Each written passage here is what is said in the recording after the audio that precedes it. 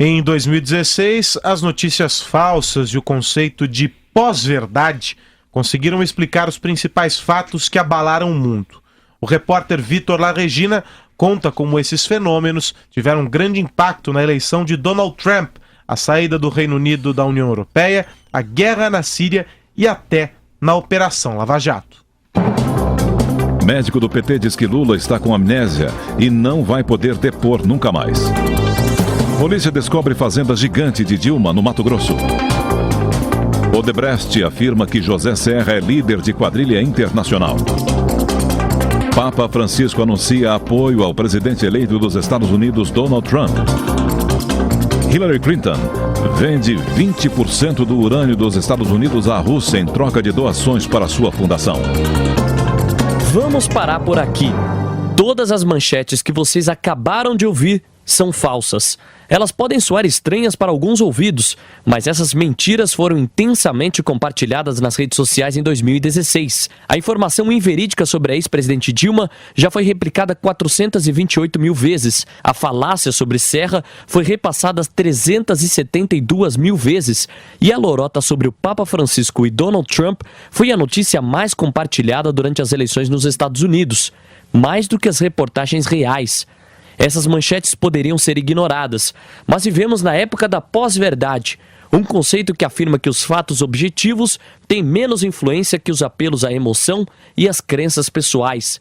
O termo saiu das academias para dominar o debate político em 2016, como se ela explicasse fenômenos eleitorais como Trump, a derrota do referendo da paz na Colômbia e a saída do Reino Unido da União Europeia. A pós-verdade foi tão influente que foi escolhida pelo dicionário Oxford como a palavra do ano. É possível até que as pessoas já usassem essa palavra antes, mas a coisa ganhou, a repercussão que ganhou a partir de agora, principalmente por causa das campanhas em torno da candidatura de Donald Trump, que promoviam notícias absolutamente falsas ou amalucadas mesmo. Eugênio Butti é professor da USP, colunista do jornal O Estado de São Paulo e da revista Época. Ele ressalta que a verdade nunca teve peso na política e a pós-verdade não é nova, mas ficou mais evidente com as redes sociais.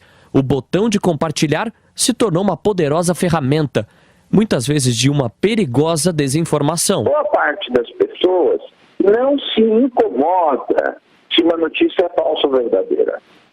Parece que antes de prestar atenção a isso, ou seja, antes de verificar se a notícia é falsa ou verdadeira, as pessoas se mobilizam porque a notícia é do agrado delas, tem apoio àquilo que elas acreditam, ou vem um reforço a uma raiva, a um ódio que elas têm. Nos Estados Unidos, após a eleição de Trump, as falsas notícias viraram assunto de segurança nacional.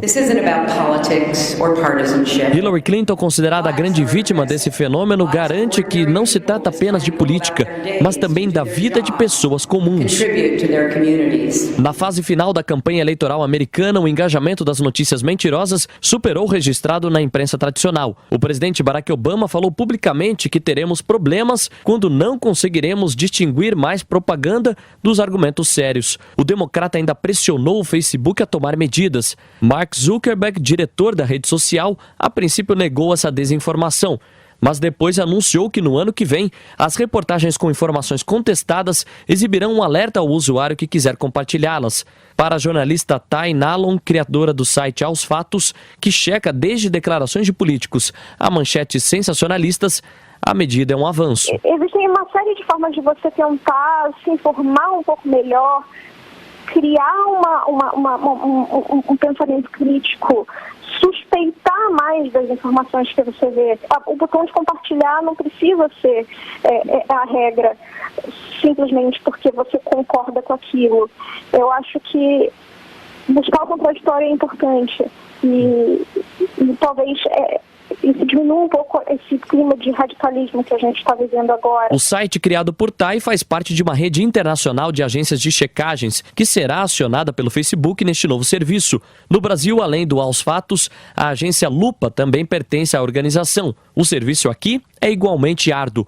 Um levantamento do site BuzzFeed indicou que as 10 notícias falsas sobre a Lava Jato mais compartilhadas em 2016 superam em quantidade de interações e engajamento as 10 notícias verdadeiras sobre a operação que foram mais compartilhadas. A preocupação é ainda maior quando o país vive a maior crise de sua história, seja na política ou na economia, e as eleições de 2018 já começam a bater na porta.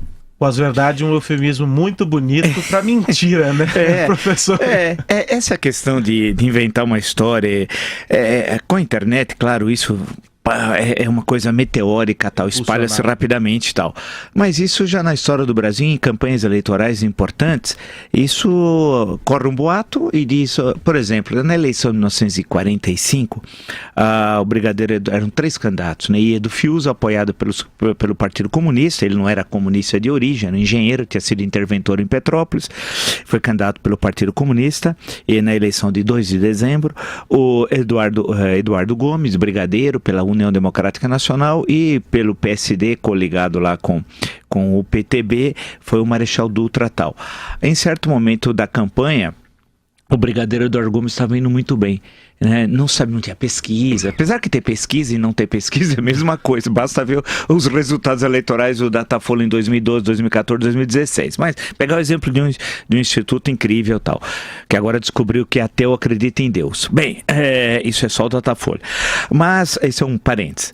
Agora, aí espalhou a ideia o Hugo Borg, deputado do PTN, depois ele racha do PTB, vira PTN, Partido Trabalhista Nacional, aqui em São Paulo, envolvido em umas histórias nebulosas no Estado Novo, do algodão, etc. O Hugo Borg espalha que o brigadeiro Eduardo Gomes não queria voto de marmiteiro. E marmiteiro, entendendo-se que são os operários, os mais pobres, etc. tal, né? Ele nunca disse isso. E o Hugo Borg confessou nas memórias. Na verdade, ele adaptou a frase do Eduardo Gomes. Ele tem um livro de memórias ruim, por sinal, mas que eu li por obrigação de ofício, do Hugo Borg, que viveu muito, passou pelo Marrocos depois e tem uma longa vida. Ele diz que adaptou o que o brigadeiro Eduardo Gomes disse e tal. E aquilo pegou, espalhou pelo Brasil como marmiteiro ficou famoso. Então ele ficou, não quer voto de marmiteiro. 2 coisas na eleição de 45 ficaram conhecidas. Uma, essa que espalhou essa notícia falsa, né? De boca a boca, quer dizer, nós não tínhamos outro meio de espalhar, e outro doce brigadeiro, né? Que afinal nasceu por causa do brigadeiro Eduardo Gomes, né? Que acho que a grande contribuição, claro, é que é uma maldade minha, do Eduardo Gomes, a história do Brasil, o doce brigadeiro. Agora, que é uma coisa estritamente nacional, tal, que é conhecido por poucos aí. Mas a questão da notícia falsa espalhou aqui, e tem outros momentos, as cartas falsas atribuídas a Arthur Bernardes em 1922 também, acusando o Hermes da Fonseca, chamando de sargentão analfabeto, etc. tal, aquilo se espalhou. Então esses boatos se espalham tal. E a internet tem um papel terrível nisso. Vamos ver o episódio, se não me engano foi do Guarujá, né? De um caso de menores, não era? Que levou ao linchamento de uma senhora. Foi uma coisa terrível, começou a espalhar e a internet propagou aquilo.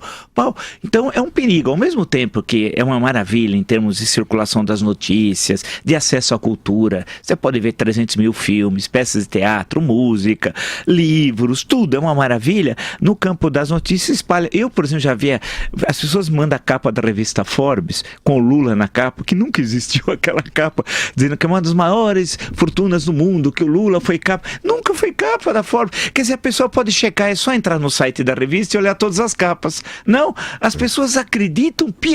E hoje com o WhatsApp, então, chega, e as pessoas perguntam as coisas mais exóticas. Você fala assim, mas isso é um verdadeiro absurdo tal.